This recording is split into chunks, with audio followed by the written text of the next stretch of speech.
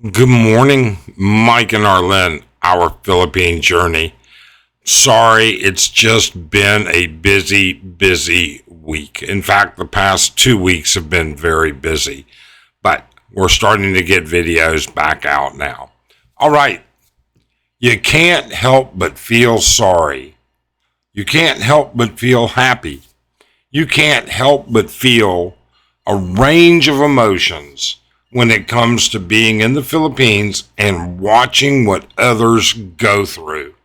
Let's talk about that. Why'd you have to go? I guess this world's too slow for you. I think there's beauty in the gray, the cold, but you just want the gold. And there's no way I can beat it, cause I got no chance when it comes to her. She got the glitter and the fame, and I just wasn't enough. You know, it never ceases to amaze me how people are and how things transact here in the Philippines. It never ceases to amaze me how men and women, Americans, Australians, British, UK, whatever, they all exhibit a range of emotions, and they all make you feel a range of emotion when you see things that happen. We could talk a lot about the differences, but we're going to focus on just one, and that is when shit goes south. That's it. When shit goes south, do you feel sad for them? Do you feel bad for them? I think you might find this a little bit disturbing in our opinion, or maybe it's our outlook that makes you feel a little disturbed. But before we say that, please do, if you find our videos informative, sometimes satirical, sometimes funny, please do subscribe and hit that thumbs up. We really appreciate it. Now, the bottom line is when shit goes south for men, foreigners, what do you feel? Do you feel bad for them when they're your friends, when they're your acquaintances? I think that very few expats have true friends, more like acquaintances. All right. With that being said, do you feel bad? Do you feel sorry? Do you feel sorry that he threw his money away, that he drank his money away, that he partied his money away, that he never had the money to be here to begin with, to sustain the lifestyle that he chose? I don't. I just don't. I don't feel bad and I don't feel sorry. I feel and that's really it. And the reason is simple. If you can't, if you can't change, if you can't adapt, if you can't become part of what it takes to survive, to thrive, to live a decent life here, you should not be here. You really and truly shouldn't. The Philippines is not going to change for you. You are going to have to change for the Philippines. If you were an average individual, if you were a loser, wherever it is you came from, you have to change that. And what I mean by that, I don't mean go out and get a whole new career.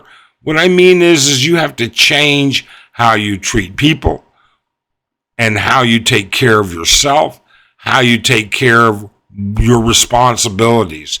Those are the things that are really important. I mean, there are other things, but those are the basics. You've got to change. You've got to learn patience. We've gone through this before, all the things that you're going to have to change for many of you. That's not what this is about. What this is about is where do you draw a line? Where do you stop feeling bad for them?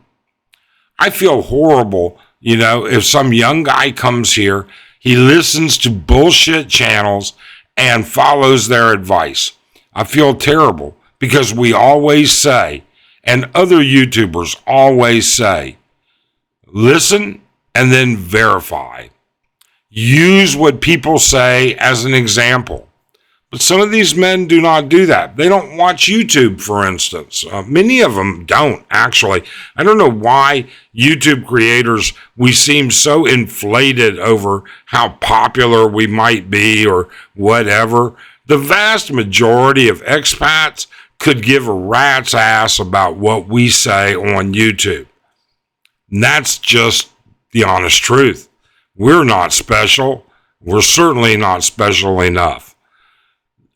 Okay, now, but they still talk to other expats in most occasions. Now, there are people that stay away from expats that stay away from expats, sure. All right, but those are people that are already usually independent. They already know what they're doing. They have a good grip or a grasp of what's going on. Others, they have a good grasp, but they want that social interaction of interfacing with other people that speak their native tongue, because it's not just Americans. Sure. In fact, Arlen and I ran into a guy the other night and his girlfriend at dinner. They were from Cebu. Really, really nice guy and his girlfriend. Younger guy, okay? French. And he had a great command of the English language. I wish I could learn languages like other people do. Not going to happen, unfortunately. My point is, though, that sometimes you want to speak to people that are able to speak in your own native language or about subjects that interest you. They should learn from those people. They should learn what's right and what's wrong. You can be talking to an absolute imbecile, and it happens. It happens more frequently than you would think. We come across many, many expats that are absolute jerks. But we talk and listen because we learn what we don't like. We learn what we don't or shouldn't do. They tell us about their experiences. I tell you, we could probably write a book on some of these people, but I wouldn't want to expose them. Who do we feel sorry for? We feel sorry for a lot of people. We feel sorry for children that don't get meals. We feel sorry for children that don't have two parents or parents that can support them. We feel sorry for the parents. Even though it's their own fault for procreating beyond their means of support, it's got a tug at their heart. Doesn't matter how foolish, doesn't matter how poor you are, when you can't provide for your child, it's got to hurt. I can't help but think about that. So there's a lot to be learned from everybody on both sides of the equation. But who do we feel sorry for? We feel sorry for the people that simply can't help themselves. All right? They're victims of circumstances. Those people we feel sorry for. People that just don't change, had the means and the ability to adapt, but don't. You gotta just let them go off to the side. Let them go along their little merry way and suffer the consequences of their own decisions. I don't know. I know that a lot of our subscribers have a lot of experience in many different ways. And I'm not saying anything negative about getting screwed over. It happens to the best of us here. Okay? I've had contractors screw me over. I've had vendors screw me over. I've had Amazon screwed me over, for God's sakes. All right? Arlene, she's been a perfect charm, that's for sure. But I know it happens. And for that, you have to look and say, did I deserve it? Was it something I brought upon myself? Was it a part of my own fault? Sometimes it is. Oftentimes it isn't. Sometimes you just get caught up in the wrong relationship. But would we feel sorry for you? I don't know. I would feel sorry for anybody whose life got radically altered out of spite, that somebody stole from them. Sure, you have to guard your finances. You have to be careful of your financial positions. That's really the bottom line. Learn from other people's mistakes so that you don't make those mistakes. You don't want to make those. There's a blogger out there right now that cries 3 videos a day about how his Filipino partner, all right, is screwing him over. And I don't feel sorry for him at all. He's been an ass to multiple people, and so be it. I bet he was an ass to her too.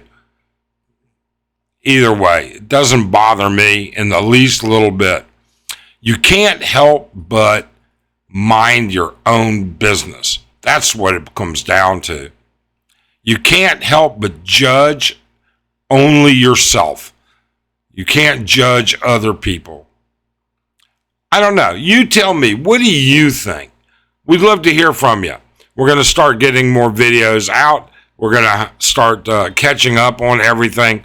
And we really and truly hope you're doing well and have a great day.